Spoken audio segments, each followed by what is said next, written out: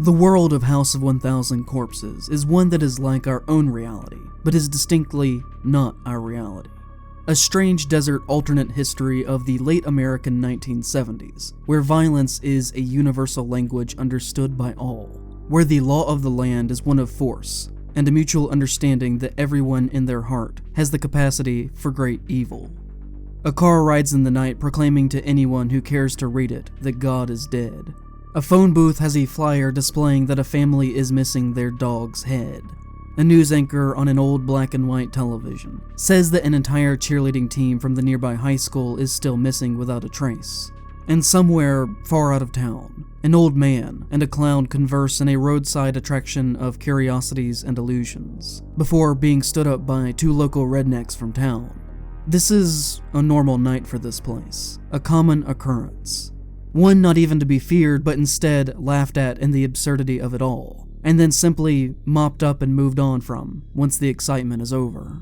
The kind of world that would later in the film be summed when Captain Spaulding the roadside clown would say, "A place where life and death are both meaningless, and pain is God." The late 90s and early 2000s were the peak of Rob Zombie's career. After the dissolution of White Zombie near the end of the 90s and rebranding successfully into a solo artist, with two back-to-back hit horror-themed albums, he began to show an interest in exploring other art forms outside of music. He had been directing his own music videos for years at this point, and been the general creative director on a lot of White Zombie products, and almost ended up being the director of The Crow 3. But eventually left the film after it was stuck in development hell for 18 months, at which point he primarily partnered with Universal, where he helped design attractions for and promote their Halloween horror nights that were at this time slowly dying in popularity. He is largely seen as the figure that saved that event, and is probably the reason that they're still ongoing every year, still to this day. As he put it when speaking on these events in the mid-2000s, about how everything in his life converged into House of 1000 Corpses, he would say, "I always loved horror movies that involved fucked up families. Texas Chainsaw was family for that. But there was Spider Baby, anything that was a messed up family unit. I think that's why I was fascinated by Manson, because it had that vibe. I was working at Universal in 1999 for their Halloween Horror Nights, and I designed a maze based on the Hellbilly Deluxe album of the time, and it was a success. And I started meeting with people from the Universal system. They were talking about this computer-animated Frankenstein film that they were working on, and I was trying to get involved with that. The project never took off, even though they did tons of work. Ultimately, House of 1000 Corpses had its initial idea as an attraction for Halloween Horror Nights. And when you think about it, that kind of makes a lot of sense. Which this origin of starting out with the structure of a theme park in mind does have both good and bad consequences on the film that they would end up making, which is something that we're going to get into. He would say, "It was one of those things where I saw it and thought, this is so cool they will never make it." At the time I did the Halloween maze, Universal was talking about the next years, so I thought we'd do a scary house, House of 1000 Corpses. Once I had the title in my head, I started coming up with a story for a haunted house. But then I ended up meeting and I pitched it as a movie and they loved it. By the time the next Halloween rolled around, we'd already shot the film and built the attraction now based on the film. Unfortunately at that moment, Stacy Snyder, the chairman of Universal, had gotten pulled into Congress to testify and Lieberman was up everyone's asses, yada yada. So Universal changed the name of the attraction to The American Nightmare. What he's referring to there, of course, is the early 2000s congressional hearings related to marketing violence towards children, in which basically the executives of practically every movie studio, video game company, music distributor, and television network were subpoenaed to come to Washington to answer bullshit questions designed to scapegoat America's issues onto the entertainment media that we all consume in that post-Columbine world. He would later say to The Guardian, "I was in the office of the head of production or something, and he asked me if I had any movie ideas, and I pitched him Corpses, which was very rough at that time, because I wasn't ready and I made it up on the spot. He liked it. I went home, wrote a 12-page treatment and met up with them. 2 months later, we were shooting." We start with our main kids driving across the country writing a book about the odd things that one might happen to find out in the desert wastes, when they happen to come across the most interesting thing that they will ever encounter in their soon-to-be shortly ended lives. Captain Spaulding's Museum of Monsters and Madmen, which, famously, serves both gasoline as well as hot fried chicken. The movie itself is very good. We wouldn't be talking about it if it wasn't. But its real claim to its place in horror film history is Captain Spaulding, and the performance that Sid Haig gives here once they enter the gas station. Haig had been an actor for a long time, but at this point was basically retired, starring as minor villains in a lot of horror, blaxploitation, and action movies in the 60s and 70s. He acted roughly on up through 1990 or so, but now at this point in his life essentially was only doing cameos in Quentin Tarantino movies. But this film really gave a resurgence to him in the last 20 years of his life. The few minutes that he has on screen here really transformed him quickly into a horror movie god. He would begin acting again consistently until his death, and was also known to appear at a great deal of conventions. This movie literally changed his life, and we're lucky for it that it did. I know it is something that they could not have possibly predicted, obviously, but I do think that one thing that holds this film back is Rainn Wilson being one of the young victims here. Having Dwight Schrute walk around in these scenes post-office is just very jarring. There's no other way to put it. There are just some actors who become so physically synonymous with a character that it becomes almost surreal to see them in any other works. And for him, unfortunately, that happened, and makes you very externally aware that you're watching a movie anytime that he is on screen, instead of being invested in the moment. Which he actually looks surprisingly good here. He was supposed to be one of the young, early 20-something kids who gets killed, but was actually 37 when he filmed this part. The other male protagonist is played by Chris Hardwick, which is also somewhat distracting, although less so, because he's almost unrecognizable from the leaner, more mainstream TV host Ryan Seacrest knockoff look that he has today. The biggest criticism that you could place against this movie, and the work of Rob Zombie as a whole, which would be fair, is that this is basically a remake of the Texas Chainsaw Massacre. As soon after leaving Captain Spaulding's, the kids are tricked by a hitchhiker to go to a house that looks nearly identical from the one in that film, to meet a family of vaguely almost paranormal redneck killers, just like the ones in that movie. Zombie even cast Bill Moseley to play Otis, and directs him to give a performance that is just an older yet legally distinct version from Chop Top in Texas Chainsaw 2. Otis would eventually shift in the second film into being more of his own outright character, which makes sense as that film develops more of its own identity, which is reflected within and through its characters. Whereas in that movie, he has Otis giving a much more gruff voice, and more man-like masculine moves to his body and face. In this film, he has more of the boyish, teenager-like mannerisms of Chop Top. They also weirdly give him these pinkish contact lenses for the character, that implies that he's an albino in this movie, that they would also drop from the second one, and these lenses don't even look slightly natural, and are very distracting and get in the way of his performance. And this all does hold House of a Thousand Corpses back to some degree. It is a great work, sure, but ultimately all that could be said about it is that it is a great derivative work. It wears its inspirations so closely upon its sleeves, and as a result it never is allowed to mature into its own thing. As what starts as an amazing first act, revolving around Captain Spaulding and his gas station, turns into a flatter second act, where we are introduced to wild characters with extremely interesting features and flares, that is obviously supposed to be captivating, but it just feels like mimicries of things that we have already seen better executed in other films. For something that obviously was trying to be extremely boundary-pushing and transgressive, that constantly attempts to skirt the line between an R rating and an NC-17, it actually fails to deliver a follow-up that feels as energetic, fun, or actually transgressive as what it gives us in its opening scenes. Despite being the face of these movies, I would actually argue that Spaulding is horribly underused in strange ways across all three entries. With this one, he's hardly in it, because the twist at the end of the movie is that he has secretly been a member of the murderous family all along, and they just want you to think that he's just some helpless man who lives up the road for most of the runtime. Although, I don't know in what world you would think that this man is an innocent bystander. Especially after he shoots another man in the head in the first scene, rendering the twist at the end pointless. And if they had found a creative reason for him to go with the kids to the house to stay in the film, I think they might have been able to keep up some of that energy more than they were able to. Like, say their car broke down, and Spaulding said that he knew of a place that they could stay at, and then he takes them there himself. It would, I think, have greatly improved the second half of the movie. But then again, maybe the reason I like Spaulding so much is because Zombie shows restraint, and only gives me hints of him, and always leaves me wanting more. Although I did read at one point that there was a more practical reason as to why this may be the way that it is.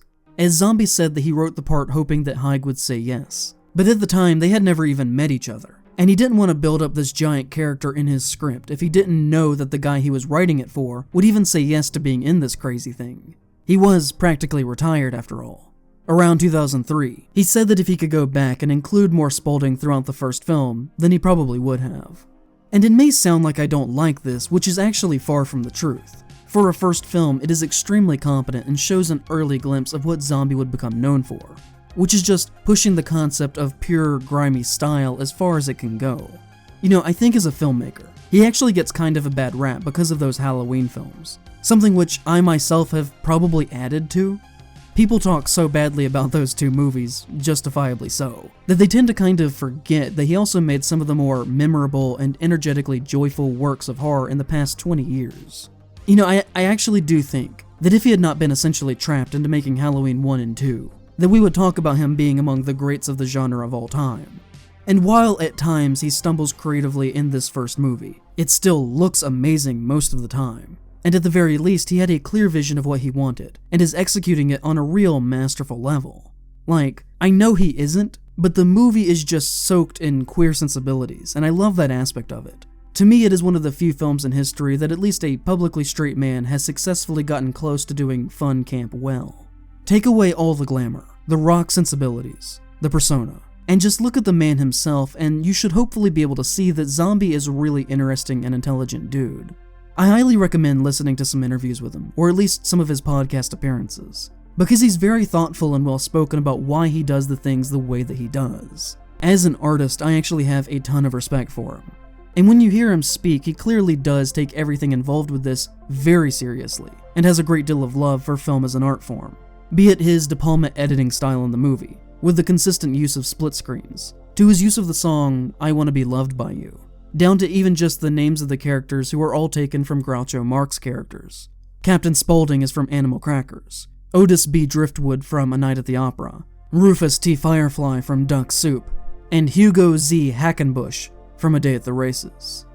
References to Betty Davis, the use of the song I Remember You, and Dragula in The Munsters being played on the television also pepper the film. And if you take his filmography as a whole, you can see a lot of love going on in it for classic Hollywood in most of his movies.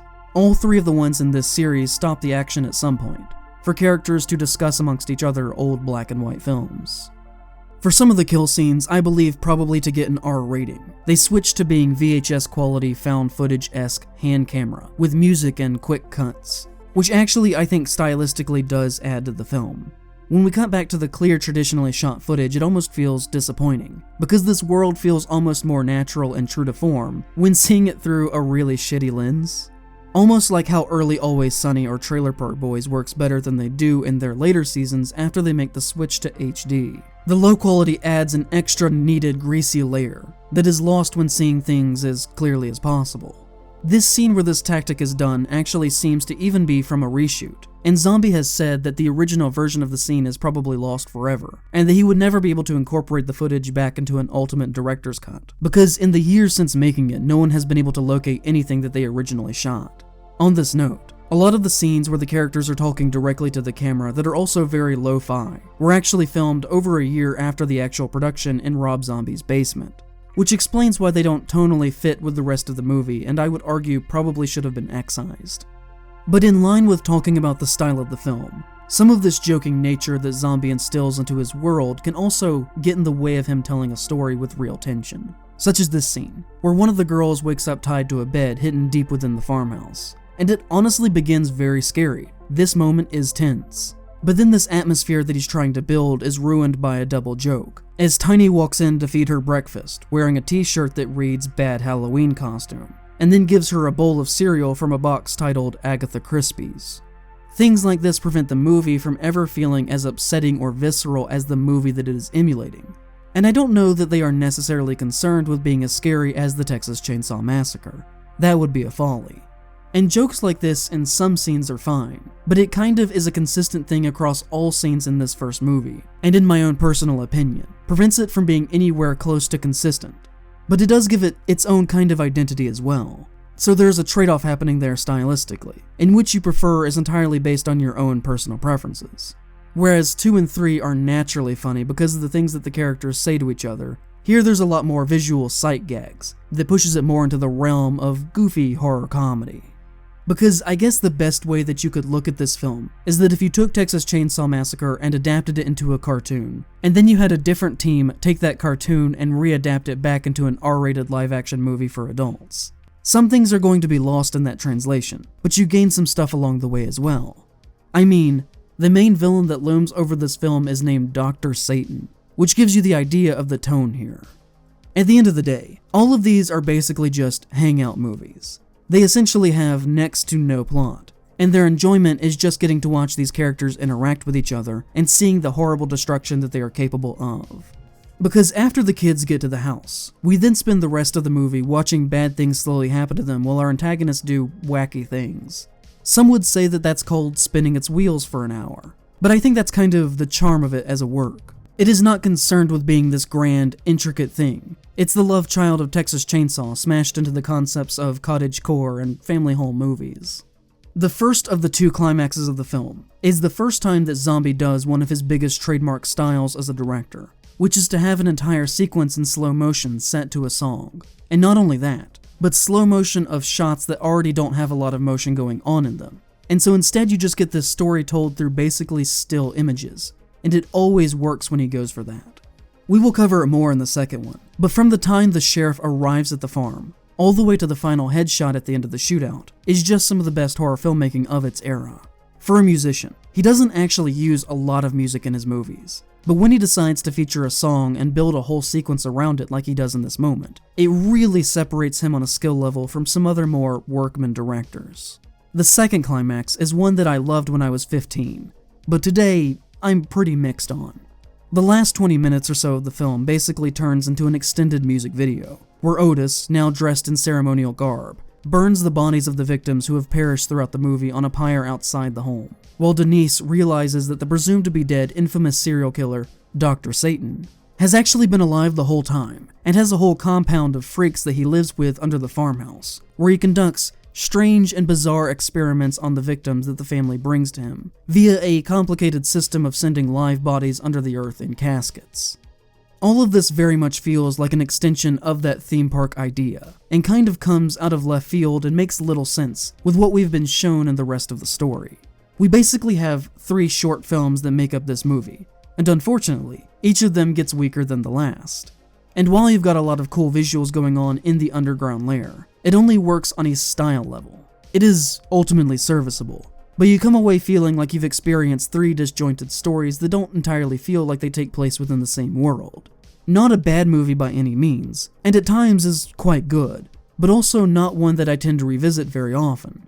Dr. Satan and his band of weirdos aren't even mentioned once in any of the sequels, so that gives you kind of the idea of what people thought about the end of this movie. It is essentially retconned into never having happened in the next one. A lot of what is surrounding this movie, both in its production as well as its post-production, was actually quite complicated, and made what should have been a relatively easy shoot kind of a pain for everyone involved. First off, Universal has always been big on making sure that some productions are always going on in their theme park studio lot, so that people can actually see movies and shows getting made when taking their studio tour. But this in reality resulted in a production where they were forced to try and record clear audio in the daytime next to an operating theme park, meaning that the great majority of the audio in the film was actually recorded in post-production, which is never fun for anyone to do. Also, remember how I said that Stacey Snider got dragged before Congress in 2000, around the time that they were making this movie to be questioned for Universal Studios supposedly making extreme content that children could possibly be exposed to? Well, in the time between that happening and them editing the film, 9/11 also happened.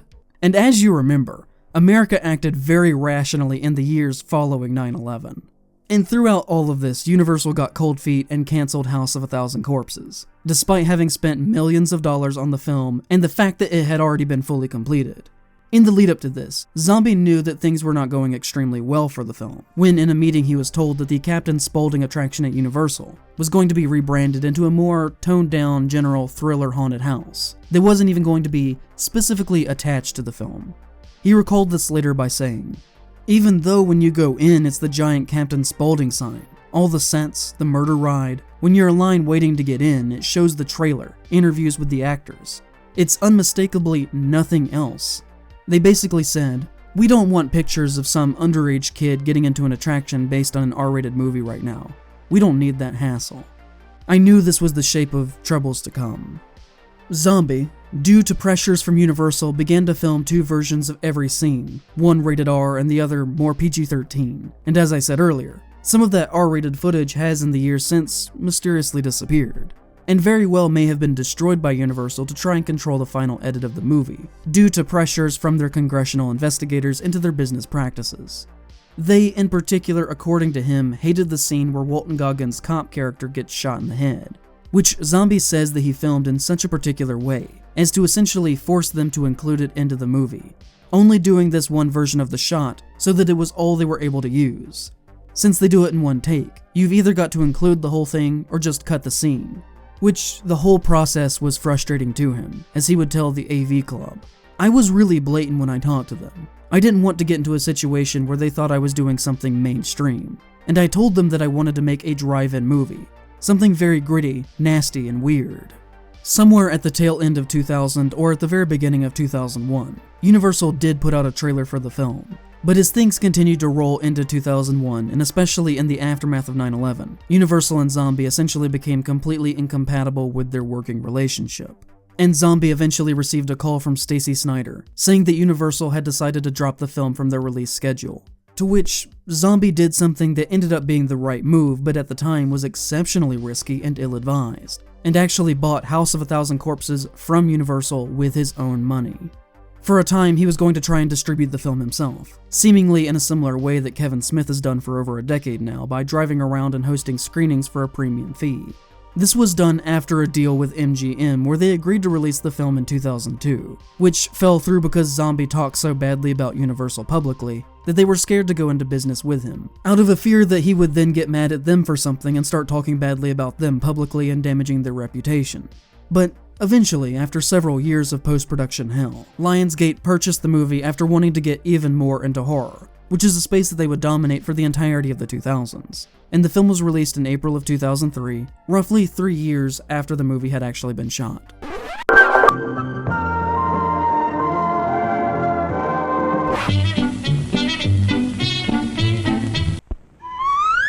Hi, you hungry?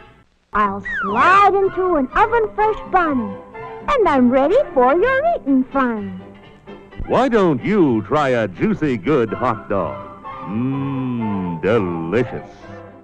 Despite being critically panned, House of a Thousand Corpses was a moderate success at the box office, but then became extremely popular when it hit home video, and a sequel was very quickly made to be released just over 2 years later. Basically, Lionsgate, according to Zombie, greenlit the movie after the first day that the film was released, after they had made all of the money they had invested in it back before the opening weekend was concluded. Not because it was doing all that particularly well at the theater, but more so just because everything had been done so cheaply. This sequel would similarly have issues surrounding its production, but not as many as the first one did. The only major thing is that it had to go through the MPAA 8 times before it finally received an R rating. In my opinion, The Devil's Rejects is one of the finest horror films that has ever been made. I would easily place it in the top 50 of all time, and far away surpasses the first entry, which was already great in its own right, which is a rarity. Where the first film was a stylish knockoff that was brought down by its attachment to visual tropes of horror cinema of the early 2000s, including whooshing sounds with quick edits, that was very common then, especially in trailers. Here we get a much more mature film that feels like it was made by an entirely different man, despite the fact that it was only released 2 years later in 2005. The growth as a filmmaker that Zombie makes between his first and second movie is honestly kind of astonishing to see. Where in that one, we got a film of its era through and through, that only had hints of 70s styling and flair. This one really actually tries to emulate a lot of what made 70s horror so raw. Stylistically, this was achieved by Zombie just hiring people who actually worked in movies in the 1970s, which, just makes sense to do. He hired Phil Parmet to act as the cinematographer, who worked on concert films in the 70s such as Led Zeppelin's The Song Remains the Same and Frank Zappa's Baby Snakes, as well as multiple handheld documentaries in the 70s. And the tone of legitimacy that this lends to the film is not even quantifiable. You just feel it when you see the footage from this movie. There's just no other way to describe it. It just looks great. The way that the film starts is something that I would normally take issue with, like I did in my review of the Resident Evil series. as The Devil's Rejects basically starts with a clean slate wipe of the events of the previous movie, where the police show up to raid the farmhouse, and in the shootout that ensues, basically every character from the first film is either killed or captured, outside of Otis and Baby. Everything about this intro feels like it takes place in a totally different reality from our first movie, and was made by an entirely different team. I imagine that the police are raiding the house because of the cops they went to investigate at the end of the last film who got killed. But Otis has grown a full beard between now and then. The house itself is obviously also totally different, as they couldn't use the one from the Universal lot after the fallout that happened there. This whole thing kind of serves to say, yes, this is a sequel, but also, that doesn't matter. This is an entirely new beast. This is done to segue us into a new reality for the series, that is more grounded and steeped in actual violence, in a way that the first film wasn't entirely. Despite its very aggressive title, that movie was actually pretty tame all around except for a couple scenes that go hard. But this verges on being outright vile at times, kind of evil incarnate. A film much more focused on our own reality, so much so that it feels outright bizarre when Tiny shows up at the end, because by that point you've forgotten where all of this started. Sherry Moon Zombie at the time even said that the film really should not be seen as connected to what came before, telling Fangoria. It's more like some of the characters from House of a Thousand Corpses came on over, and now they're the Devil's Rejects. Otis, now removed from his spirituality that made up his character in the first film, is all around a much more compelling entity that helps to drive this story here for its more grounded feel. I would argue that Bill Moseley was actually too young to play Otis in the first movie. But here 5 years later, with the addition of the beard that he has, and the gruffness and performance required to do this, that was missing in his first go-around, he's kind of perfect. I would say that while I do love him, his performance was a little lackluster in House of a Thousand Corpses. But in Devil's Rejects, he commands attention. He has such a screen presence that launches him into the canon of all-time great horror characters. Every scene that he's in is extremely disturbing in a great way. In that first movie, he is essentially an evil priest. But in this one, he is basically retconned into being Charles Manson. And you would think that that change would be jarring, but honestly this performance is so good that it is welcomed quite easily. I mean, has anyone ever been as hot as Bill Moseley is in The Devil's Rejects? Because I don't think that they have, outside of maybe Bill Moseley in Prisoner of a Ghostland. Like I said before, all of these movies are plotless hangout movies. They're very slice of life. And so what you have here is basically the best horror road trip movie ever made. After the raid from the police, we essentially just have 2 hours of the worst people that you've ever met running for their lives across the American South, as we witness their final path of destruction along the way. If you were to ask me to recount the plot of any of these movies, it would be kind of a difficult task, as it feels like kind of simultaneously a great deal happens while nothing really happens at all either. We just watch bad but charismatic people do horrible, unimaginable things to innocents for 2 hours and then the movie's over. Which, in the hands of most filmmakers, would make for a terrible movie. But this is done with such style and personality and, dare I say, grace, that you can't help but love it. I've never shown this movie to someone who didn't like it. A truly universal movie. One of my biggest criticisms of this film, though, comes in the form of its first act, in that it is undeniably a road trip. But you know how certain television shows will have a famous person in their cast, and they will go to great lengths to keep them on the show, even if it doesn't really make sense for them to still be there, including if that means giving them their own subplot entirely separate from the main cast as an excuse to allow the famous person to film in their free time when they're available. An example is how it's really obvious that Laverne Cox, after season 2, got way too famous to be on Orange is the New Black. And so then from every season from then on, they seemingly would film around her schedule, and would either have her in solitary confinement or being a nurse off by herself in the medical ward, always separated from the main cast because they almost certainly filmed all of her stuff independently. This at times feels like that does. And I don't really know why this was done on an artistic level, because very rarely do movies feel burdened by that issue. Because for a great deal of this runtime, we have Otis, Baby, and Captain Spaulding, off on their own doing side quests by themselves. Which doesn't really make a lot of sense to me. Number one, because the movie's called The Devil's Rejects and the cover is them walking together. And two, because the appeal of these wild characters is how they bounce off of each other while committing their crimes. And when they're isolated like this by themselves, you get less of that fun banter going on, which is a bit of a shame. Even if this does result in some of the best scenes of the movie, such as Otis out in the desert making the men dig their own graves. Or like when Captain Spaulding assaults a woman and tells her child that he's going to kill their whole family while stealing their car. Just the chaotic joyfulness in his performance makes this one of the funniest horror scenes of all time. The way he asks the boy why he doesn't like clowns by saying, "Don't we make you laugh? Aren't we fucking funny?" is one of the best 2000s horror moments. It's a line that I repeat in my broken brain uncontrollably like 10 times a week. Our main characters do not share the screen together until over a full hour into the movie. And while there's a lot of great moments in that hour, ultimately I think this was a bit of a misstep.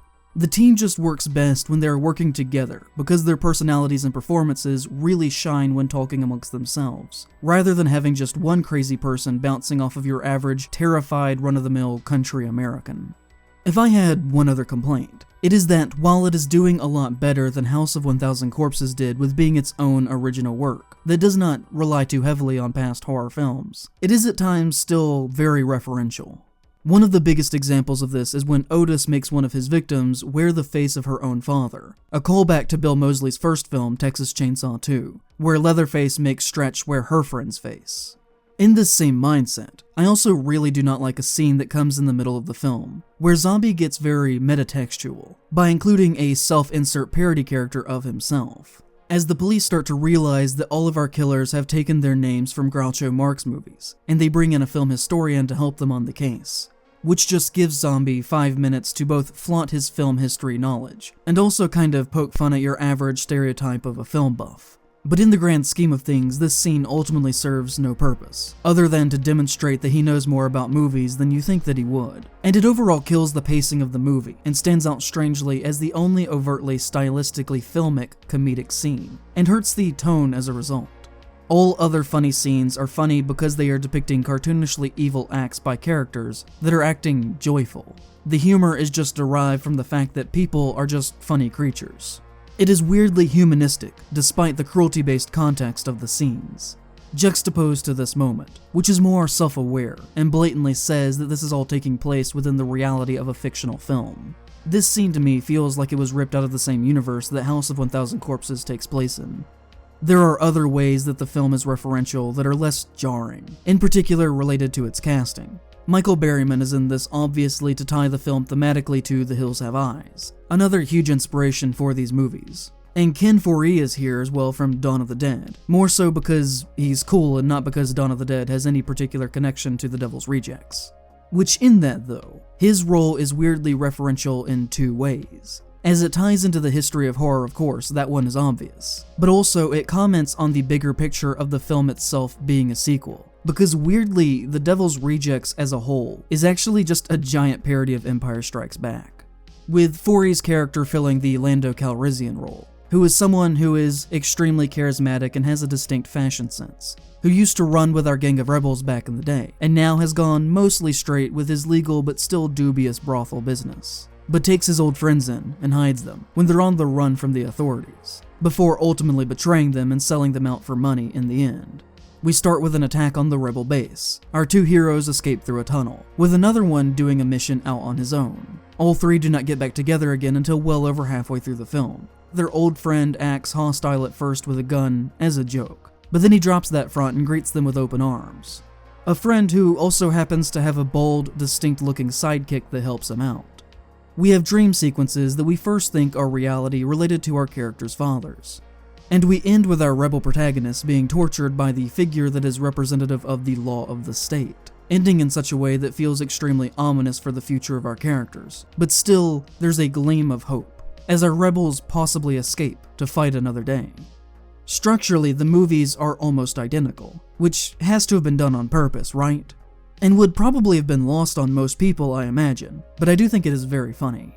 But going back to the tone of the film, the uncomfortableness of this as a work really lies in the idea that unlike most horror films, all of this is presented from the viewpoints of our slasher villains. An idea that you would think would be common but honestly is pretty exceedingly rare to do. Movies like Taxi Driver, Fade to Black, Pearl, Henry, Portrait of a Serial Killer, Nightcrawler, American Psycho, and Under the Skin all present a similar challenge to the audience of making us see these acts through the eyes of the person perpetrating them, and are not so much asking us to identify with them, but they at least attempt to make us try to understand these highly broken people and their psychology, of why they commit destruction like this to such a degree. We are asked to understand their inner traumas and turmoil, which leads to an external explosion of violence. And basically, every time this is done in pop fiction, it becomes a pretty successful movie. So I don't know why this isn't attempted more often, other than the fact that movies with nuance are hard to write. The victims are not actually the protagonists of this movie. Every scene is given from the perspective of the killers, which is such a negative energy to be forced to sit with in this one in particular. Other movies like this, such as American Psycho or American Mary, are at times quite funny with their kill scenes. But during moments of great violence in this, there is zero humor. There is just a vengeful god and his peons. It is through this that, in a way, The Devil's Rejects can be a very challenging movie for some. It is oppressively bleak and hostile to its audience. It does not care what you think of any of this. I mean, we watch Otis rape a woman and kill several men among other horrible things. But then there's this wholesome scene soon after where he goes and gets ice cream with his friends. The banality of evil capable in mankind on display is the point, and the movie should not be as fun as it is. And the fact that you do have a great time with it is almost a challenge to the audience on the nature of entertainment and spectacle, as well as just the superficial charm of these people. It is also a demonstration of just how talented these actors are, because very, very few people could walk this line within a film successfully. The fact that we don't hate Otis, Baby, and Captain Spaulding by the end of it is actually kind of a miracle. It is a movie ultimately about pure nihilism and the dangers of people who believe in nothing but the cosmic violence of the universe.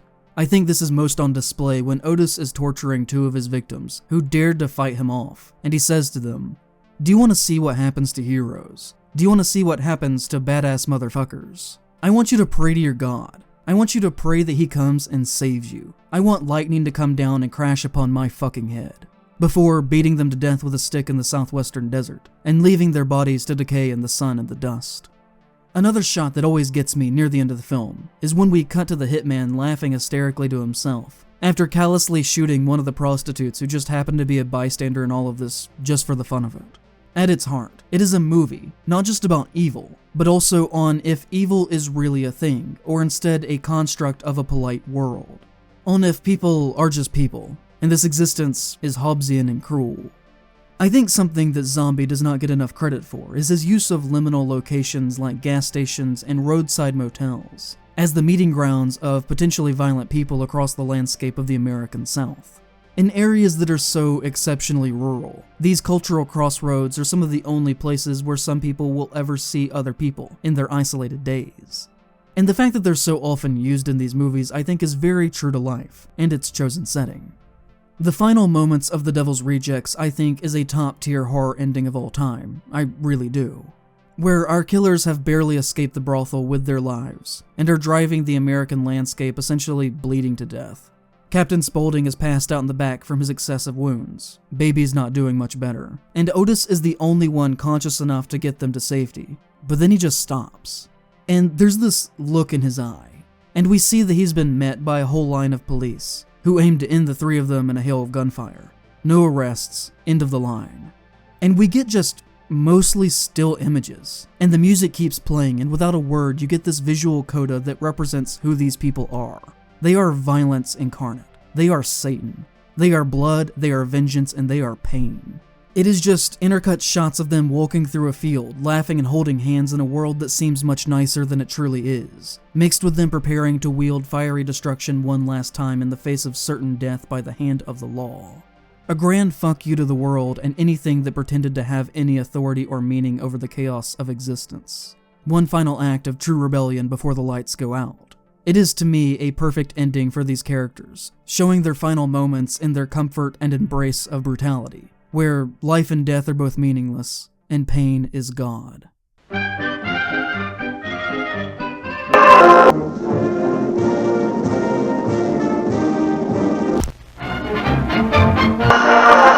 The film would make quite a lot at the box office, and would even be critically well received. Surprisingly, even Roger Ebert gave the movie a mostly positive review. It won several awards and became a cultural work within certain aspects of the internet, in particular with horror fans. To say that it is a well-loved cult classic at this point would probably be fair, but the movie ends with all of our characters seemingly getting blasted away. Roll credits. The end. That's all, folks. Sid, What? is there going to be another Devil's Rejects? No. Why? Because we're fucking dead. There was never really any talk of doing a sequel, and little plausible room within the reality of the story to make that work. And one was not also really expected from the fans either. In fact, if you go back and look at internet posts from more than a few years ago, you can find examples of people saying how glad they are that both Zombie and Lionsgate showed restraint and didn't force a sequel into something that didn't necessarily fit, and that these movies remained a duology, instead of being ruined by unnaturally forcing it into being a trilogy. The characters would be used from time to time in little things, silly videos like a Captain Spaulding Christmas commercial, as well as making cameo appearances in the short film The Haunted World of El Superbeasto. But outside of that, there was never even really substantial rumors that another full-length film was ever going to be made. But in 2018, Zombie announced that they were going to come back and do one last one that would release the next year titled 3 from Hell. Zombie would tell Rocco Thompson at Rue Morgue on how this came to be. I'm not exactly sure. It never really went out of my mind, because the characters never really go out of my mind. They seem pretty present all the time. But it wasn't really until about 3 years ago that I thought, you know what, I might actually try to do this. So I went into Lionsgate and talked to some of the executives that I worked with on The Devil's Rejects, and they seemed down with the project. From there, we just sort of started developing it and doing all the boring stuff that leads up to getting a movie made. Sherry obviously knew about it first and was skeptical because she was like, well, I really like Rejects. It ended well, do we really want to do this? But when she read the script, she was like, okay, I'm in on this. Then we got everyone together. Me, Sherry, Bill, and Sid had lunch to discuss the project and everything. From there, it just kept rolling forwards. Which, it is kind of surprising that this movie got made, and the fact that it did can be debated on if that was a good thing or not for the overall legacy of the first two films. Costing only $2 million to make, it was working with a micro budget that was less than half of either House of a Thousand Corpses or The Devil's Rejects, which were already very cheaply made movies. And this can be felt across the entire runtime. They just simply did not have enough funds to actually make this movie. I mean, even looking at the logo, it feels like someone trying to do something as a pastiche to an older style, but not fully hitting the mark. The flat, untextured colors with no film grain overlay, like we're used to seeing with the series, makes it feel like a cheap Photoshop job, as opposed to a real 70s intro sequence. Which is especially upsetting considering Zombie's normal commitment to visuals and fine details. If anyone knows how important that is to long-term success, it's him. I mean, listen to how he described using visuals as a musical artist, and how that led him to initial success 20 years ago, when he was speaking with Sam Dunn. And then compare his old words to his new work in 3 from Hell. And you can see, unfortunately, that a bit of his own sauce is missing, which I think can somewhat be attributed to the budget. I never just saw music as music, I saw it as one big thing. I was as obsessed with the t-shirts and the stage show as I was the music. It was all important, it was all one big thing. And sometimes people aren't about that. Like bands will be about the music and say, the image and all this, that doesn't matter. What do you mean it doesn't matter? Trust me, if Jimi Hendrix was a big fat bald guy, we wouldn't still be talking about him. But he was this really cool looking guy, right? Same thing with Jim Morrison or whoever. If Jim Morrison looked like Orson Wells, we wouldn't be listening to The Doors right now. But to me, unfortunately, 3 from Hell is kind of the Orson Wells of the trilogy.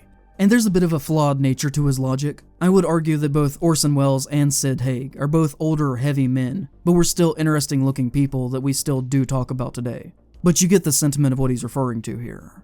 Instead of an action scene of Otis escaping from prison like we would have gotten in Rejects, we cut to the aftermath of that scene that cost a lot less to do. This, even more than the others, is very slice of life. Many scenes of them just talking about movies and hanging out, which is the lifeblood of the series. But you get the feeling in this one that it was done out of budgetary reasons, rather than artistically based stylistic ones. Another effect that the budget has on the movie is that the killers are no longer now in control, because in the other movies where they are in control, they have lots of carnage, which costs money. But here they are constantly shown in defensive situations, hiding out in the wilderness, because that's cheaper to pull off. But as an effect, it harms the overall manic tone that the first few movies excelled at, and also affects our perception of these characters. And the limited violence that is here is also harmed for similar reasons. Almost all of the blood and gun effects are now done with cheap CGI, with the worst examples being the shootout near the end, such as this scene where these close-range shotgun hits look like normal handgun bullets. Shotguns have exceptional power behind them that would rip a man apart at close range, and these little blood sprays come across as almost comical. But just because it is cheaper does not mean that it is not an overall weak or lazy work in entirety, as style is still attempted to be at the forefront of this movie.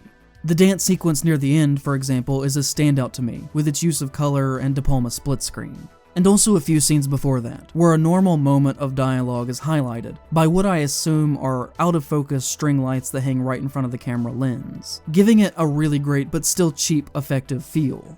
If you go back to Devil's Rejects, you see him using a lot of cranes for shots, and fast motion photography of the car on the highway. Just the whole thing is great, and you don't really get a lot of that here because of the money.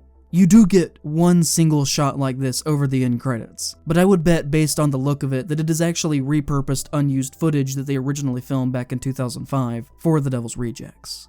But the main issue that looms over this film is that it was written as a direct sequel to The Devil's Rejects, and they had already gotten the money and were in the process of building sets and securing locations and hiring crew, before Sid Haig would fall ill and have to back out of the film. Meaning that the script had to be rewritten on the fly, often on the same day as filming, to remove Spaulding from the story. And you can really feel this in the final product. And I would have loved to have seen a 3 from Hell made just a few years previously, because as a work of art, it just comes across as being made slightly too late. He would tell Entertainment Weekly, "The movie that I prepped to make and was getting ready to start shooting, it was Captain Spaulding, Otis, and Baby, the 3 originals. But 3 weeks out from shooting, I got a call from Sid Haig. He had been in the hospital, and he had just had surgery, and he was now recovering in a rehabilitation facility. And I'm like, holy shit, this is a serious business." So I went to see him, and he had changed drastically from the last time I saw him. Because Sid, he's big and burly, and now he's tiny as a skeleton. So I was like, oh man. I kind of realized, yeah, he's in rough shape. So at that point, I was kind of fucked. I created this character Foxy for Richard Brake. I had just worked with Richard on a movie called 31, and I knew he would fit the vibe. He was on another movie in Spain shooting. He flew right from that movie to LA, and started working instantly. A lot of the scenes with Foxy were supposed to be Spaulding, and I twisted things around so I didn't have to rewrite every single thing. It was the funniest situation and the shittiest situation, because I went from one moment thinking this is the most prepared I have ever fucking been to start a movie. Everything is locked down tight. And within one phone call, the entire production went into complete chaos for 3 weeks. But at the end of the day, it all worked out great. He would further elaborate in his Rue Morgue interview. So I started rewriting, thinking, okay, maybe it's 2 from Hell, or maybe I'd bring back this character or that one.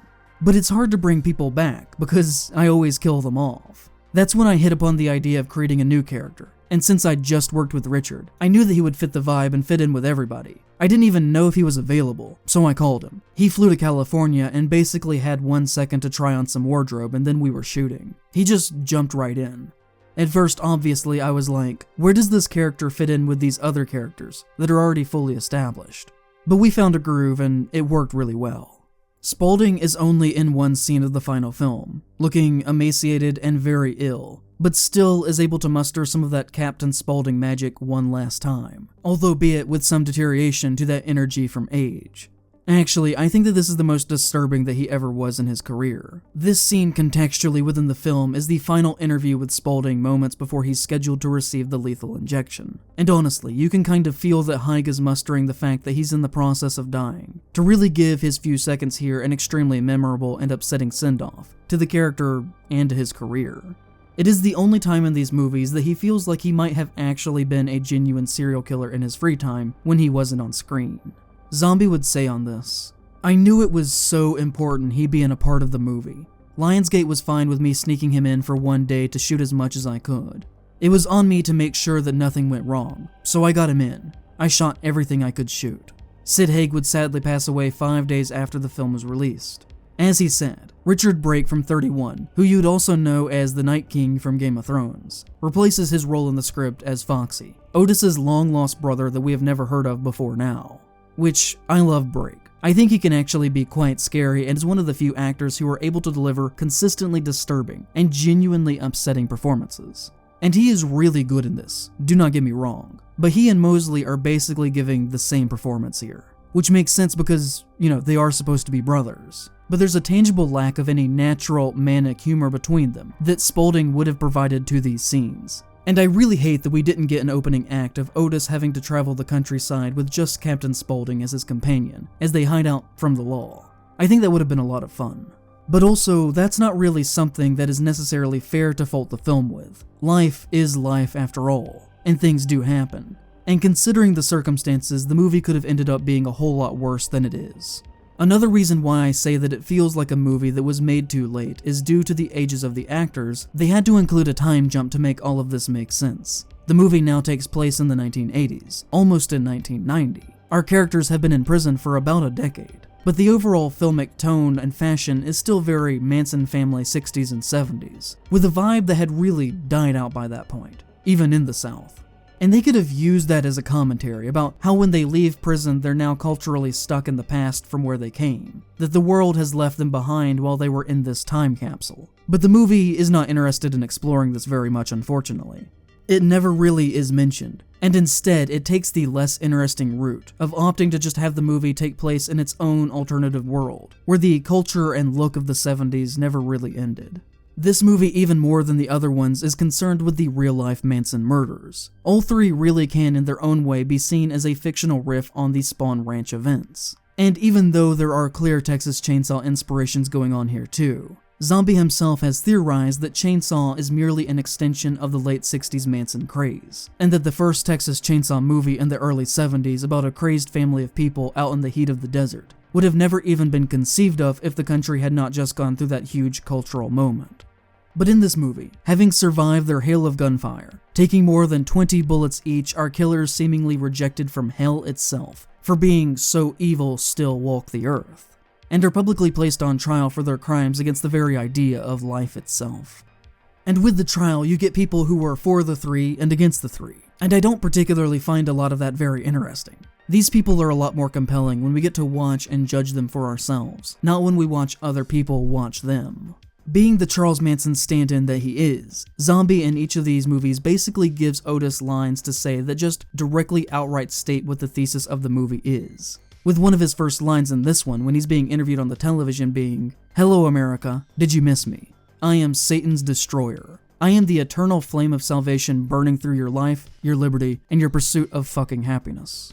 Which, funny enough, even though it is the weakest film in the series, it is also the most consistent with its messaging of being anti-government and authority, of living a life unbridled for yourself with no regard of how your actions affect anything, of being a being of greed and destruction, whose only goal is to eat and see another day, of spitting in the eye of anything that claims to represent authority. The warden at one point tells Otis that, "This is my death factory and you are the product." In a later scene, someone mockingly tells a wounded Otis that he should have stayed out of prison, because leaving has only been a hazard to his well-being, to which he said, "At this point, life seems hazardous to my health." The rejects exist in an America that is so hostile to someone who walks a different path, that, not unlike Manson, they rage out at their ignorance and consumerism, and presumed false safety within their homes. They're walls that make them forget that the world is animals who eat other animals, and that if you don't start eating, then you better be ready to be a meal yourself.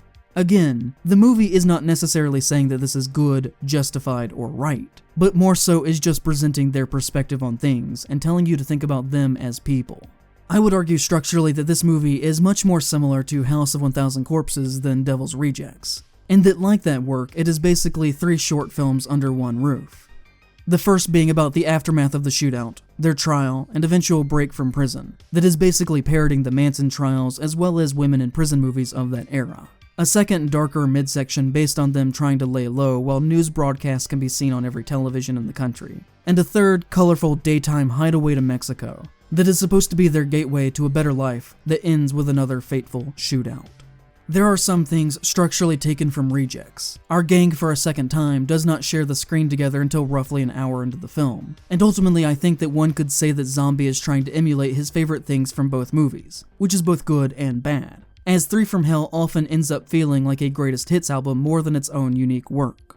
For instance, the sequence where Otis and Foxy take the prison warden's family hostage in their home is basically a worse remix of the family in the motel from the last movie. Later, Foxy in bed with a woman in Mexico under a very distinct mural is the exact same kind of scene as an earlier one in Rejects, with Spaulding and a woman under a clown mural in his home.